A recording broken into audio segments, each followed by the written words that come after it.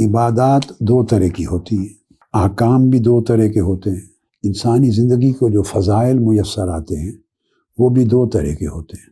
یعنی براڈر تقسیم کر رہا ہوں، بڑی۔ اگر آدمی باریکی میں چلا جائے تو پھر اقسام اور انواع زیادہ ہو جاتی ہیں۔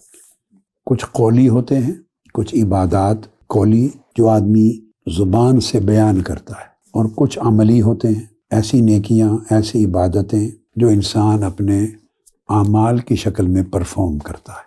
اب ایک چیز ذہن میں آ سکتی ہے کہ کچھ اعمال قلبی بھی ہوتے ہیں، تو جو قلبی ہیں وہ بھی العمل کے تحت آ جاتے ہیں، وہ قلبی عمل ہوتا ہے۔ الغرض یہ سارے اعمال جو قلبی ہیں تو یہ بھی العمل کے تحت آ جاتے ہیں۔ اعمال کی تین قسمیں ہو گئیں: العمل باللسان یعنی زبان کے ذریعے عمل، العمل بالارکان باڈی کے آرگنز اور اعضاء کے ذریعے عمل کرنا، اور العمل بالجنان دل کے ذریعے عمل کرنا۔ ہر وہ کام جس میں زبان استعمال ہوتی ہے تو یہ سارے اعمال جو لسانی ہیں وہ القول میں آ گئے۔ اس کے بعد وہ تمام اعمال فرائض ہیں، واجبات ہیں، سنن ہیں، مستحبات ہیں یا آداب ہیں۔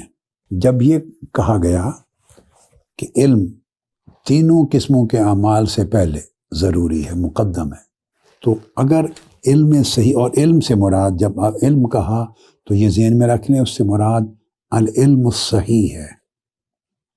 علم کا لفظ تو بیٹے معلومات کے لیے بھی استعمال ہوتا ہے، اور معلومات صحیح بھی ہوتی ہیں، غلط بھی ہوتی ہیں، اور علم نافع بھی ہوتا ہے اور غیر نافع بھی ہوتا ہے۔ العلم سے مراد دو چیزیں، العلم الصحیح اور العلم النافع۔